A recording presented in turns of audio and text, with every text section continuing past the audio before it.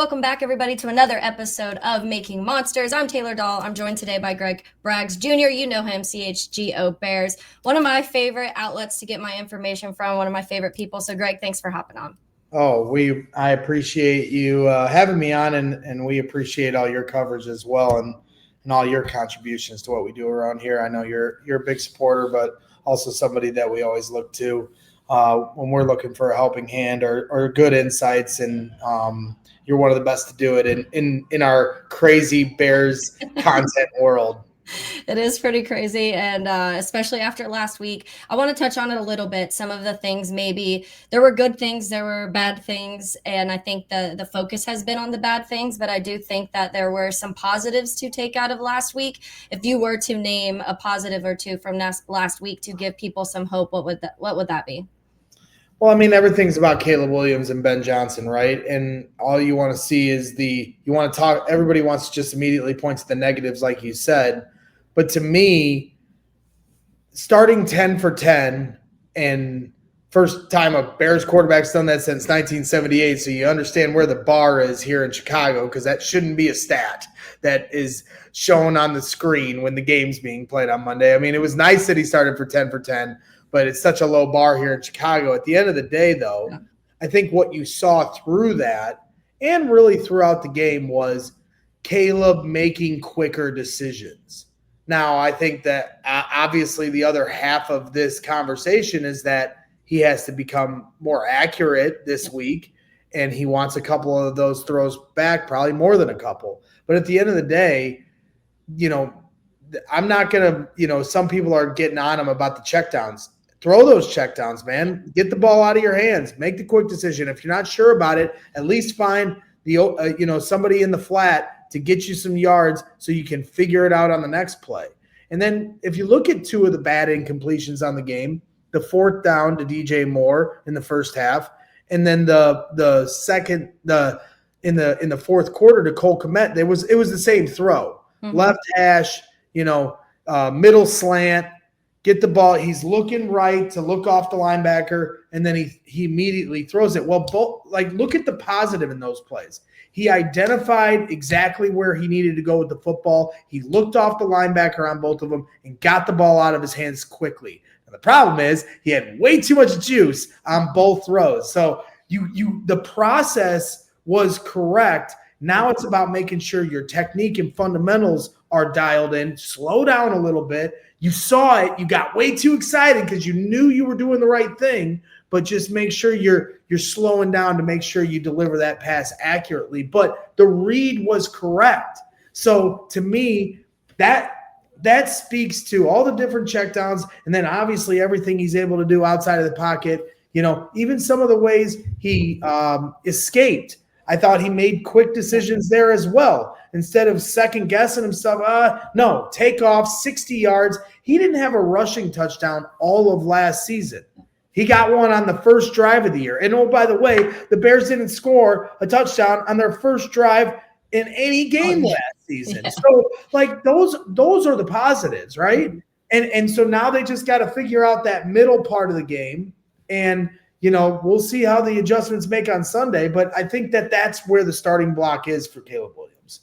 Yeah, and I saw he spoke today, and when he did, he was talking about the footwork and how he felt like, the feet placement maybe wasn't right, and how much of a focus that needs to be for him, and pretty much saying every quarterback that needs to be on your mind, and sometimes it's not.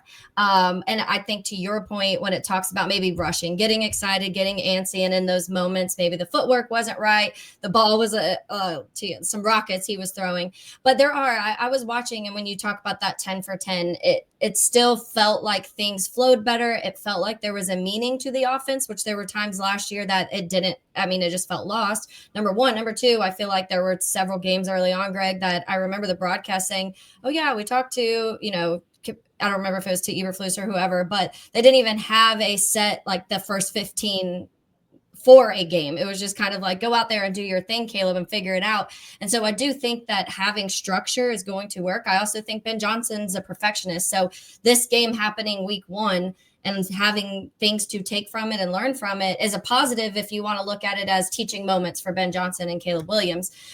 So yeah, I agree with you on a lot of that. I think the accuracy has to get better. There's moments where you can dissect every single thing he does, and there's going to be some people like a Kurt Warner coming out and saying he did a lot of really good things, and other people, Mina Kimes came out and said the same thing today, where there are bad moments, yeah, but there was a lot of positives to take from that. So I think we've got to stop comparing Caleb to what Jaden did, what Bo Nix did, what this person did, and just kind of reel it into what's happening here in Chicago.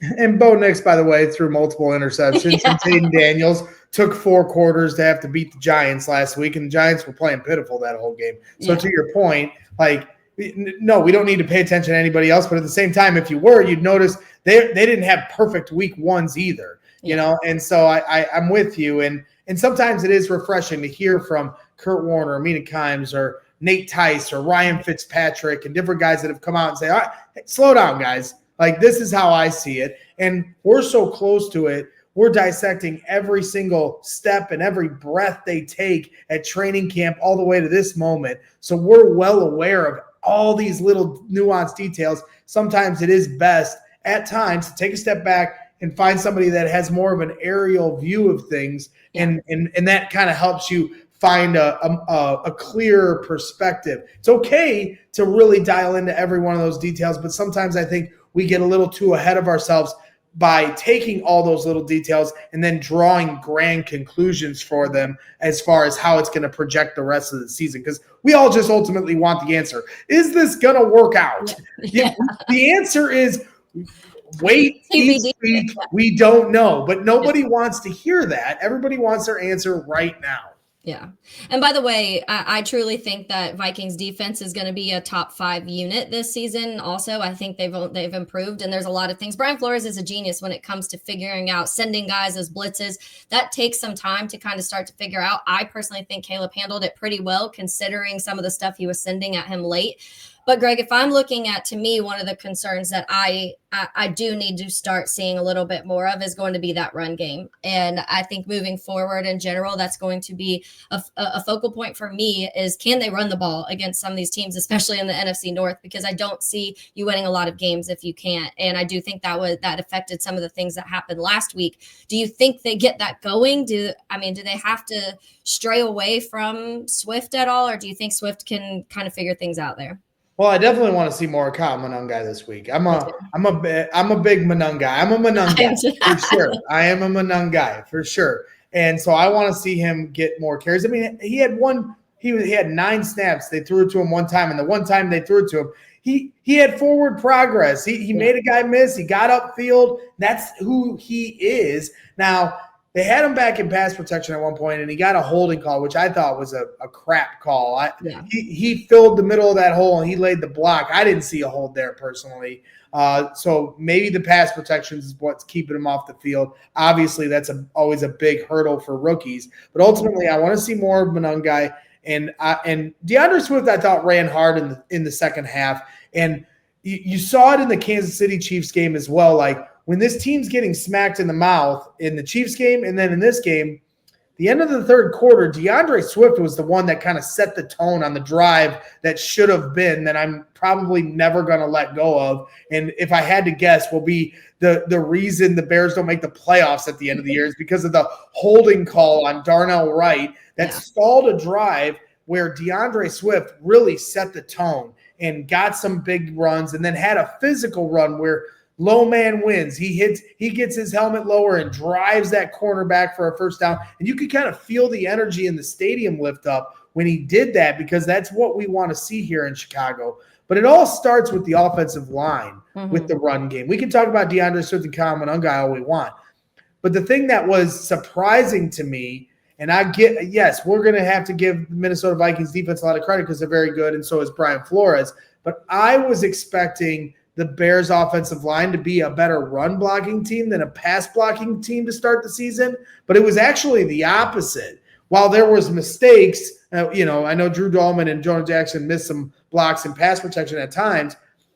The run blocking, they weren't getting any push. I mean, you can talk about DeAndre Swift not finding holes all you want, but there wasn't many holes for him to find in week 1. So you got to credit the Vikings, but I'm also challenging this offensive line to have a much better showing this week because, come on, like Braxton Jones, first and foremost, is a better run blocker than he's a pass blocker. And then all the way across the board, these guys, I was under the assumption that they were going to be moving that line of scrimmage more than what we saw in week 1. So I'll credit Minnesota all we want, but I need to see them moving that line of scrimmage much better here in week 2. Yeah, I think that stood out for a lot of people, and you expect improvements. You hope that maybe having just obviously more reps together and things like that start to help, but it is something that you definitely want to see start trending upwards because that was you invested a lot on that offensive line this offseason, so you want to kind of reap some of those benefits. Let's look ahead to this weekend. The Detroit Lions, they came out flat last week also. I feel like a lot of people are saying, it's going to be that storyline of they lost both coordinators, but Ben Johnson and his return to Detroit, that's going to be the biggest thing. And I think that it's going to be mentioned and talked about the entire broadcast, and what that looks like throughout will be something. But what are you expecting from Ben in that sense? Because you could tell he was frustrated in moments during the game after some of the things he said after. There's definitely stuff he wants to work on and felt like they could have done better. But I do feel like you, in a moment like this, you come out with a little extra fire. And do you think maybe he held back offensively last week a little bit and unleashes more this weekend? In terms of Ben, I mean, I definitely think now that he's got a full game film to understand what his team can do and what their limitations are and clean some things up and really emphasize some of the operational stuff, I think he'll feel more comfortable this week calling plays, whereas last week it was like a getting to know you kind of period. He even said about Caleb, like, I had to kind of find out about him, the person, during games. And I think he was kind of speaking to, like, how do I get him to kind of center himself? It's easy for me to say Caleb's got to calm down. But it's another thing when he's running for 60 yards and a touchdown, he's doing all these different things. Like, it's hard to stay calm when you got to do all these things. You also got to kind of get amped up in order to make that inward spin move up the sidelines and do all the different things that makes Caleb Williams special. So I think Ben Johnson is going to have a better beat on who his team is and what they need throughout the course of a game. And really, when you look at this coaching matchup, it is going to be really interesting. And you can make the argument that while Kevin O'Connell might have had the upper hand, definitely had the upper hand on Ben Johnson last week, just off of everything he's done the last few years and the foundation he's built in Minnesota, Ben Johnson might have had his number in Detroit, but now that he's a first-time head coach, Kevin kind of had the edge, and you saw that in the game. Well, now you go into week 2, and I find the coaching matchups very fascinating because you have Ben Johnson, offensive play caller, going up against Kelvin Shepard, the defensive coordinator for the Lions. I give the edge there to Ben Johnson because Ben has coached against this Lions defense the last 3 years in practice and in training camp. Whereas Shepard, he's looking across, hey, I know who Ben is, the person. I know what he's trying to do, but I don't know what he's trying to do with this team in Chicago. And then when you flip it to the other side and you got Dennis Allen going up against John Morton and Dan Campbell, they're getting grilled about why they're not running the Ben Johnson offense still. So they're trying to figure out their identity as an offense. And their offensive line took a big hit from what it was last year, never mind the fact that they lost Ben Johnson as well. So now you got this defensive coordinator in Dennis Allen who didn't have his three of his best defensive players, and look at how well that he had that defense playing last week. Now you get Jalen Johnson to return. Hopefully TJ Edwards kids. We'll see what we see about Kyler Gordon. But I give the edge to Dennis Allen with John Morton still trying to figure out what they want to be from an identity standpoint. And then when you look at Ben Johnson versus Dan Campbell, Dan's certainly an aggressive, coach and somebody the players will run through a brick wall for. And he's got the edge in terms of the foundational talent they have in Detroit that's been there and done that. But Ben knows everything Dan's trying to do. And I'll give the edge in terms of outthinking. I ain't calling Dan dumb because I'm a big Dan Campbell guy. I would love to have a coach like that in Chicago. He's that's the kind of thing that I identify with, is the bite your ankle, call everybody out. but I've got a lot of faith in Ben Johnson. So honestly, I think from a coaching standpoint, I think the Bears do have the edge this week. Maybe I'll eat my words when Sunday's over. It's in Detroit. It's not going to be an easy environment. But I think from a coaching standpoint, I do think the Bears have the edge over Detroit. Let's before I let you go, let's talk about a couple of those defensive things, because Grady Jarrett on the injury report today too, which is probably one of the things you don't want to see. The defensive line was a concern coming in. You're hoping that an older Grady Jarrett comes in and can make a difference. Javon Dexter, I love Javon. He's one of my favorite players on the Bears. I think he played really well this last weekend too. But you're expecting him to kind of continue to grow up. The pass rush is an issue. We know that Montez Sweat doesn't get there as much as you want Montez Sweat to get there. We saw a little bit from Dio this last weekend, but not consistently from start to finish. So there's some question marks there when creating pass rush, especially on the interior. And I do think that is a big part of what makes Dennis Allen defenses tick. And I know last week I give props to the defense, to your point, because without three of your best defensive players, you were able to hold 3 quarters to making a lot of things look kind of hopeless for KOC, and they caught up at the end. But you need that to continue for 4 quarters, obviously, and not kind of get worn down. So what are your expectations up front? What is Dennis Allen capable of kind of getting some more out of these guys, creating some of the pressures and the sacks that an Eberflus last year wasn't able to do? Well, I think with the return of Jalen Johnson and hopefully the other returns for the other guys, the more those guys come back, the more Dennis Allen will be able to apply pressure at the line of scrimmage and put more guys in the box, put more guys right in the quarterback's face pre-snap to make them think about something. I think he had to be careful about that last week when you don't have Kyler, you don't have Jalen, and Deshaun Wright gets hurt for a series in the fourth quarter. That hurts as well. And then never mind, you also lose TJ Edwards, although Noah Sewell I thought did a really good job. He led the team in tackles. But talking about the defensive line and just trying to key in on that, Montez Sweat's got to step up, guys.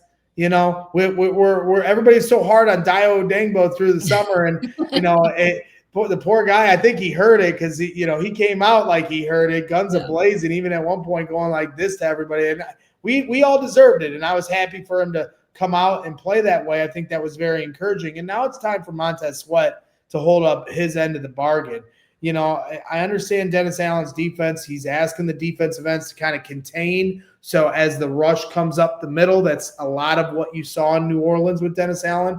But at the end of the day, Montez Sweat has to find a way to change games. He has to be a game wrecker one way or another. And you're just not hearing his name called enough. And I know he had that one batted ball down in the fourth quarter that, could have ended up being a big play, but they just couldn't hold on there at the end. But I just need more from Montez Sweat. And, it's past time. Last year, I think he was playing with an injury and everything Montez Sweat was like 14th on the list of problems the Bears were having last year. And so this year, I think some of the problems are starting to get cleaned up, and I don't want Montez Sweat to start creeping into my top 5 problems that I'm looking at. And after week 1, if you're asking me what were some of the biggest issues, it's that we're not getting enough out of Montez Sweat. He's got to be able to get back there and force some turnovers. Dio Dangbo almost had a forced fumble on the goal line in the first half on J.J. McCarthy. I need to see that kind of energy and intensity out of Montez Sweat. And then if you look at the run game, I think that's the thing that's getting underlooked, in that fourth quarter for the Vikings. Everybody's going to give J.J. McCarthy all the flowers and give him, Player of the Week awards and all that stuff. But it was the run. Jordan Mason looked like Saquon. Well, that's the point, is the run game, right? They 82 yards and a touchdown for the Vikings in the fourth quarter. And I'm happy that I heard from Kevin Byard the other day say, we're not pointing the finger. The defense let go of the rope in the fourth quarter. And that's the kind of mentality that all these guys got to have. And it starts up front if you want to stop the run. And you got to contain those edges. And I just felt like they kind of fell apart there. So I need a tone-setting Sunday here on, against Detroit for Montez Sweat. All right, Greg, is that your X factor, though? Is it stopping the run this weekend? Do you think that is probably the biggest thing to be able to do against the Lions, force Goff into some bad decisions? Yeah, I mean, I think that yes, if you're going to key on one player on the defense, Montez Sweat's got to have a big week. But I think the way to unlock that and what we saw in training camp was, because Montez Sweat had a great training camp, but what we saw a lot in training camp was them blitzing double safety blitz, blitzing Kyler Gordon at every other play off the edge, sending a lot of secondary blitzes, which then all of a sudden led to Montez Sweat getting these one-on-ones where he's able to find his way to the quarterback. I don't know if we saw enough of that in the first game because of the injuries. I understand why, but I think Dennis Allen, you've got an offensive line in Detroit that's still trying to figure out who they are. And Tate Ratledge is young. Like, attack these guys, man. Jared Goff, you're not playing, the young quarterback like you were in week 1, but you are playing an offensive line that doesn't really know who they are yet. So don't let them figure it out. Apply that pressure, start blitzing. And you saw when they sent the house on JJ, they got the pick 6. So I want that aggressive mentality to stay here. Don't be afraid that you're in Detroit and all the crowd going crazy. Apply that pressure on that offensive line, and I think that will open the door for, Montez Sweat, Dio Dangbo, Jervon Dexter, to be able to find their one-on-ones because they're worried about, what secondary guys coming in, and now they can find a way to hit some forced fumbles. Yeah, the amount of times that last week I just kept yelling, send them, just go. And to your point, I think we'll see more of that with JJ back there. You're definitely more confident in forcing some of these passers to throw. But Greg, I really appreciate your time. Hopefully this weekend's a lot more fun than at least the fourth quarter of Monday.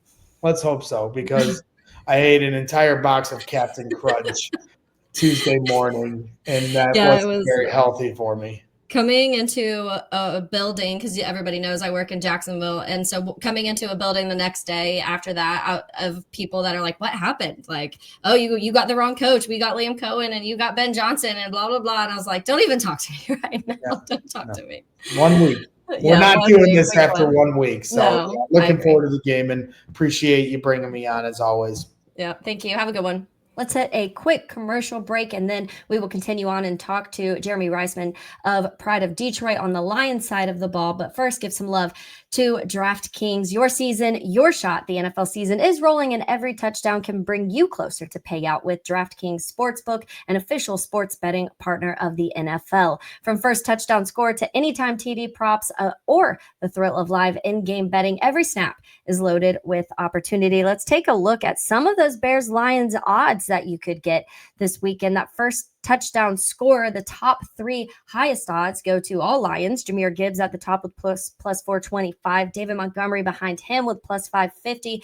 Amon-Ra St. Brown at plus 700. And then you get to the first pair, which is DeAndre Swift at plus 900. If you want to get to some of those lower odds, though, for that first touchdown score, maybe you want to hit Caleb Williams on this one. He was the first touchdown scorer for the game on Monday night.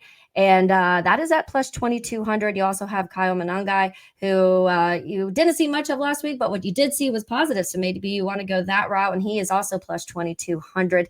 And then if you do want to just glance at the anytime scorer, Jahmyr Gibbs, David Montgomery, Amon-Ra, DeAndre Swift, Laporta, some of your highest odds you'll get out of that game. And so if you want to go that route, that's an easy way to go. Some of those touchdown scores and what you can predict from that. And new customers, this one is for you. Bet just $5 and get $200 in bonus bets instantly, plus score over $200 off NFL Sunday Ticket from YouTube and YouTube TV. Download the DraftKings Sportsbook app and use code Gridiron Pod. That's code Gridiron Pod to get $200 off in bonus bets instantly when you place your first $5 bet, plus over $200 off NFL Sunday Ticket from YouTube and YouTube TV in partnership with DraftKings. The crown is yours. Gambling problem? Call 1-800-GAMBLER. In New York, call 877-8-HOPE-NY or text HOPE-NY 467-369. In Connecticut, help is available for problem gambling. Call 888-789-7777 or visit ccpg.org. Please play responsibly. On behalf of Boot Hill Casino and Resort in Kansas, fees may apply in Illinois. 21 and over. Age and eligibility varies by jurisdiction. Void in Ontario. Bonus bets expire 7 days after issuance. See sportsbook.draftkings.com/promos. NFL Sunday Ticket offer for new subscribers only and auto renews until canceled. Digital games and commercial use excluded. Restrictions apply. Additional NFL Sunday Ticket terms at youtube.com/go/NFL Sunday Ticket/terms. Limited time offer. All right, we're continuing on now, the Bears-Lions preview. I'm honestly kind of surprised this wasn't the week 1 game just because of all of the storylines in this game, but joined by a friend of mine now. I feel like you're a friend now, Jeremy Reisman. He's a Lions beat writer for Pride of Detroit. So, Jeremy, thank you again. I feel like I've had you on a ton on here and on Helmets and Heels, so I appreciate you as always. Of course, and we're friends now. We've made it. All right, let's jump in. Ben Johnson's return to Detroit, I feel like may not be the warmest welcome by fans. What are your expectations with that? Yeah, no, there's definitely a reason why he's known as Benedict around these parts these days. He's gonna get booed. It's really interesting to see how Lions fans have kind of reacted to the news. Obviously, he was like a hero here. 10 months ago. Yeah. Then a lot of people didn't like how the game plan worked against Washington in the playoffs and blamed him for maybe being a little too cutesy in certain moments. And then, 24 hours or 48 hours later, he's with one of the team's biggest rivals. And you kind of throw all those things together and they're not particularly happy. There are some that still can look back at his time in the past 4 years here in Detroit as either the offensive coordinator or the tight ends coach. And remember it fondly. But I think, there were also like the kind of like semi cheap shots he threw at Jared Goff along the way after. But he's not thought of too highly by fans. I would say it's completely different when you talk about the players. The players still love him. The players still adore him. Amon-Ra talked about him today, talking about how he owes a lot of his career and basically just I'd say resurgence, but there wasn't really a down part to Amon-Ra's career. Credits a lot to Ben. And so inside the facility, I think there's nothing but respect. Outside the facility, a lot of disrespect. Yeah. It's honestly a little similar when it comes to kind of the David Montgomery situation for Bears fans, where it was, I loved Monty. He was our Monty. And then he goes to Detroit and there was a little jabs towards Chicago and fans and things like that. And it didn't go well. But I hate to even admit it, but Amon-Ra has become one of my favorite people. And I'm like, I feel like I shouldn't like you, but just some of the things, he's funny. He cracks me up. His podcast, obviously, with Equinemius, who was a Bear for a little bit. I think they do a really good job of that, of keeping unbiased happening. Like they'll defend their stuff, but they still are really honest. And he's defended Caleb, which obviously has us on his good side, at least in that area. But it's going to be very interesting. And I figured it wasn't going to be one of those like, yay, Ben, like there's not going to be a tribute at halftime for Ben Johnson at this game. No, listen, if Matthew Stafford upon his return got booed like crazy and that guy put in 12 years of really impressive, really hard work, and he did stuff for the community. Ben Johnson, after he joins one of the biggest rivals, sorry, buddy, you're getting booed. I'm sure he's expecting that fully. Let's talk a little bit about last week, just so we can slide on into this week, because both teams losing week 1. The Lions, a lot of things that probably I feel like to me are fixable things. It didn't feel like, oh no, the Lions look totally lost and everything's done because Aaron Glenn and Ben Johnson are gone. I think there's way too much talent in Detroit for that to just completely fall apart and, over one offseason, just not be there whatsoever. But there was definitely some things that I'm sure that you guys are concerned about. I feel like maybe the run game being a part of that, watching Jahmyr Gibbs, 9 carries, only 19 yards. That's not something, granted, seeing him a little bit more in the receiving room, which you're used to that. But what are your thoughts when it comes to that? What is maybe one thing last week that you think was the most concern to you, and one thing that you're like, okay, but there's still this?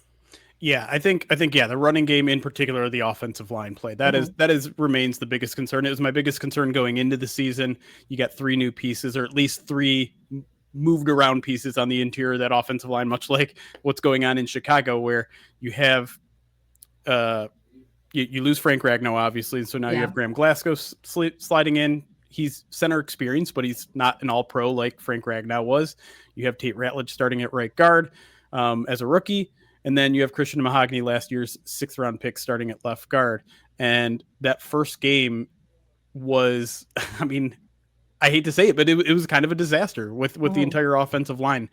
They weren't on the same page. There were a lot of communication issues. That's kind of what the buzzword has been out of Detroit this week, is just there were plays where 2 guys were running one play and 3 guys on the offensive line were running a different play. And so it sounds like maybe they scaled some things back. They worked on some of the communication issues that gave them so much problems in Lambeau, and they think it's going to turn around. But at the same time, you have 2 really, really young, inexperienced players on that offensive line, and the standard on that offensive line was so high in the past. That feels like kind of a sink or swim with this entire season. It's how quickly they can get all that stuff figured out. In terms of, maybe something that didn't look good last week that I'm not as worried about, I would say it's probably the pass defense. They got in so many really good down and distances on defense, especially early in that game, where I think on the opening drive alone, Green Bay converted a 3rd and 9, a 3rd and 10, and a 3rd and 6. And that's not sustainable. And it wasn't sustainable the rest of the way. I think they converted one more 3rd down the rest of the way. And so it cost them early in that game. They got behind but 2 scores, and then they're the kind of team where it's a little bit tougher for them to dig out of that because they're so reliant on the run game. And when you get down multiple scores, that you kind of have to push away from it a little bit. So pass rush is still a relative concern for the Lions, but I think it's better than what it looked like against Green Bay. I thought they had a good game plan for Aiden Hutchinson, which was basically like double team him all the time.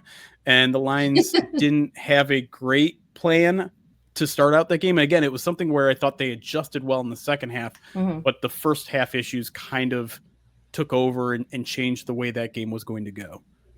Yeah, and I feel like we all were kind of cursing at our TV screens or computer screens when we see Michael Parsons going to Green Bay. That's not something you wanted to see in the NFC North. Definitely not ideal. The NFC North, I feel like outside of Chicago, has a lot of pass rushers that you're talking about at a high level. Bears want Montez Sweat to be that, but he hasn't quite lived up to what you hoped. You're hoping that Dennis Allen can kind of bring that out, and with some interior pass rush, it helps, and maybe he can take off. But everybody else in the NFC North, I feel like, has pass rushers after pass rushers, especially the Vikings that the Bears just played. Brian Flores sends everybody over there. But yeah, I think so. What is to you the biggest difference of what you saw? And I know it's one game, so this is a very small sample size but what that Aaron Glenn defense, kind of the mantra, the vibe of that defense compared to maybe what it looks like now, and not saying good or bad, but just the differences of what it looks like schematically. I mean, it's all very subtle. There's a reason that they brought in Kelvin Shepherd, or they didn't bring him in. The reason they promoted Kelvin Shepherd was because he had kind of been Aaron Glenn's protege. They'd kind of been grooming him for that role for the past couple of years, where to the point where like he's watching the tape and trying to call plays, like rewatching a game and kind of predicting what the Lions were actually did on that play. And he became so good at it that it felt like this was kind of the path of least resistance. But in the same way, they really respect Kelvin Shepherd. He is very much a leader type in the same way Aaron Glenn was. So schematically, you're really not going to see that many differences. In training camp, it seemed like they were a little bit more aggressive with the blitz, but that is something that Aaron Glenn was definitely not afraid of doing. It's still going to be heavy in man coverage, which is something that Aaron Glenn was a big fan of. And so overall, like it's certainly hard to kind of notice the differences. Kind of one of the things that got highlighted from week 1, and it's not something that was completely foreign to the Lions before, was dropping the defensive ends into coverage. So we had Aiden Hutchinson drop into coverage twice. We had Marcus Davenport drop into coverage one time, and all of them, I think, resulted in 2 out of 3 of them resulted in big plays for the offense. So they were like, you know what? We're scrapping. Let's not do that. We're not going to do that. Aiden Hutchinson is a pass rusher. He is not an off-ball linebacker. So you probably won't see as much of that moving forward, but it's easy to forget that Aiden Hutchinson had 3 interceptions his rookie season, and a couple of those were those situations where it's you're sending pressures elsewhere, hoping it gets home and forces a quick throw and you don't expect to see Aiden Hutchinson there in coverage. But it just didn't work because the Lions have not been a particularly good blitzing team. Their linebackers aren't great at it. So they're still trying to figure out what's the best kind of combination of players to get a pass rush that is a little bit more effective. From the Lions side, obviously, when you watch that Bears game, it was a few quarters of good and then a disaster of a fourth quarter. And I think there's many things that led into that. It was, we can make the long list. We don't need to go through everything. And it's also Bears football, just collapse at the end.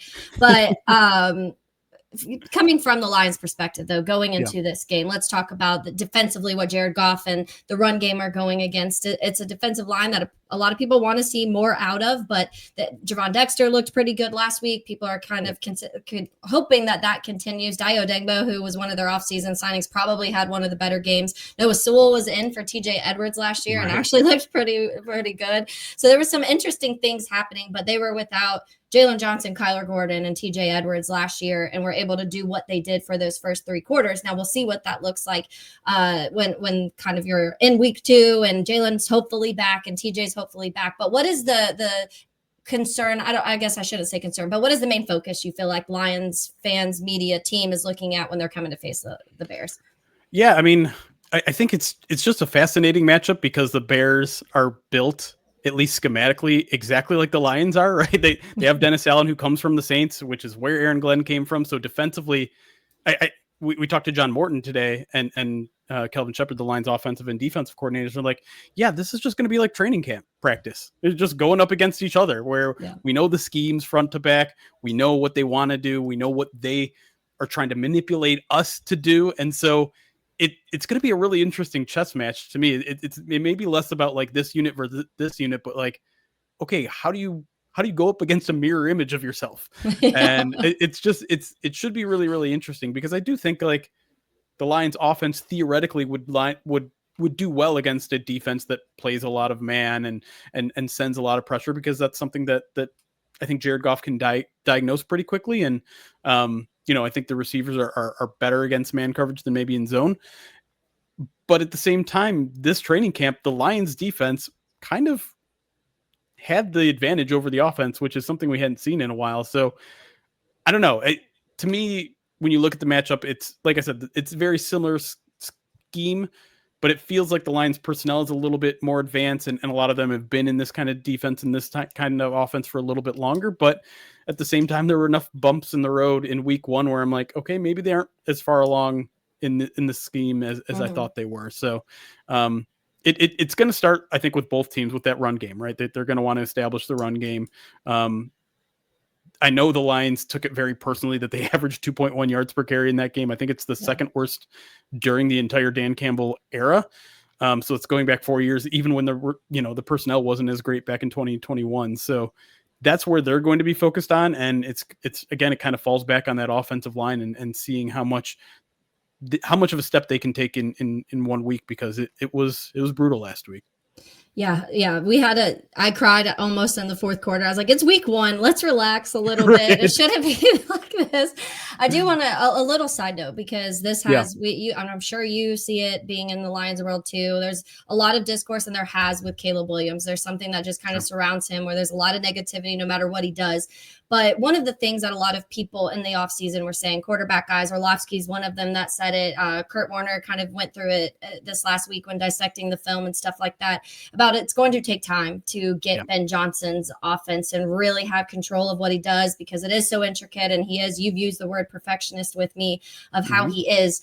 And you go back to that first year, he was the play caller in Detroit, and the Lions started 1-6. And it wasn't like Goff had decent games. Like I think that first game he had over 200 yards, a couple touchdowns, but he was only completing like 55% of passes or something like that. And it gradually started to look like he was grasping it. Going back to that time, is that something you remember? Like, was it being talked about, be patient with this offense, or was it kind of like, oh no, Jared Goff's not the guy? Oh man, yeah, it was a little bit of everything. Yeah, but the discourse around Jared Goff was all over the place at that moment, right? I think, you're a year off the Matthew Stafford trade. You have all these extra first round picks that you got from the trade. And there was still the conversation that he was a bridge quarterback back then, right? Where, okay, the Lions are just kind of keeping their head above water for a couple of years and making sure they're not a complete embarrassment. Eventually they're going to spend one of these extra draft picks on the quarterback of the future. It was loud at that point. It was very loud at that point, even with some of the sprinkled in games, even with, what was at the time maybe one of the worst defenses in football, and that was a lot to blame for why they were 1-6, but they were getting better. You could see the improvement week to week. you could see that they were really close in some of those first 7 games of the season. Much like, the Bears were pretty darn close last night. It just took getting over that hump, and then it just all came in a hurry. And it wasn't necessarily just Jared Goff clicking. It's the entire offense, right? It's the receivers whose routes have to be so extremely precise. It's the offensive line all gelling together. It's everyone understanding the scheme in a way where all the parts are moving together. Now, obviously, it's a little bit of a different situation when you have Jared Goff, a 6 or 7 year veteran at that point, and you have someone like Caleb who's in year 2. But this was something that I always kind of foresaw with the Bears, and it was why I was kind of excited to get them in week 2 instead of week 6, week 7, week 8 when some of those things started clicking. But I mean, I watched that Monday night game, and I don't think it was I don't think that was far off from my expectations from the game. And in fact, what I came away more so than anything was just how well Caleb maneuvered the pocket. And he is such a hard guy to get a hold of. He is, I think he's got to be, if not the fastest quarterback in the league, like very, very close to the fastest quarterback in the league. And that's something that's always kind of given the Lions some trouble. And so that's something that I'm definitely keeping an eye on this week. Yeah, we know the biggest concerns about Caleb, and the accuracy has been part of it, but a lot of it has been the holding the ball too long, taking sacks when you shouldn't. And that was some of the things we did see on Monday improve. He was getting the ball out faster for the most part. He was, when he wasn't taking 15-yard sacks like we saw last year. It did seem like he had a little extra speed. There was one of the runs, the one down the sideline. I was like, oh, he turned on like some extra jets on that run. And he even looked back. I was like, oh, I've got this, and kind of took off. But there's still, you want to see some of those deep shots be reeled in a little bit. It feels like maybe some of those are rushed, and those are the areas of concern that the Bears have. But I was kind of with you that Monday night, I'm like, this sucks, obviously, because you're devastated the way that it happened. The next day when I went back and rewatched, I was kind of like, okay, there was some good things out of this. There's still room for improvement. But I also, to your point, I don't think I was expecting in week 1 against the Vikings to put up 45 points and Caleb go, whatever, even though he started 10 for 10. And there was a moment where we're like, oh, this might happen. I mean, you also have to consider that's the Minnesota Vikings defense. That's Brian Flores in week 1, where you don't know what you're going to see out of any defense in week 1 yet. Brian Flores, you don't know what you're going to get week to week. So including week 1, that is a really tough ask for Caleb in his first game under Ben Johnson. So all things considered, I would say Bears fans shouldn't feel too discouraged. Yeah. Jeremy, before I let you go, what would be, if you were to name an X factor for what you believe would lead to a Lions win, what would be the one thing that you think they have to do? Probably multiple, but if there's I don't want to answer run game for everything, so I'll try to mix it up a little bit here. I think it's getting pass rush from someone who isn't Aiden Hutchinson. I imagine the Bears are going to give him extra attention because, one, I think you should always do that with the team's best pass rusher, but 2, you saw the Packers kind of utilize that game plan perfectly. And so someone else has to step up, whether it is the guy opposite him in Marcus Davenport or the linebackers, who I think kind of failed in terms of their blitz packages. So if they can't get to Caleb, I know kind of the mantra in Detroit this week will be more contained than actually get upfield and try to get him, because he can sidestep that stuff. But if you can just kind of tightly close the pocket on someone like Caleb, I think it might get him a little bit antsy, might get him, raise some of those inaccurate passes in the game, and the Lions still haven't forced a turnover yet. So I think that's something that they're looking to do. And I think by enclosing that pocket a little bit more, they increase their chances. Did Aiden still lead the team in sacks last year? I believe he was tied with one of the, I think you're right. I think he actually he still led the team with, what is it, 6.5 in 5 games? I think it was. That's incredible, by the way, but it also shows the kind of rest, but we get that. Exactly. Yep. All right, Jeremy. Well, I really appreciate your time as always. I'm sure we have another game. It's way down the final week 18. We'll see each other again, but I appreciate your time as always. Of course. No problem at all. All right. Thank you.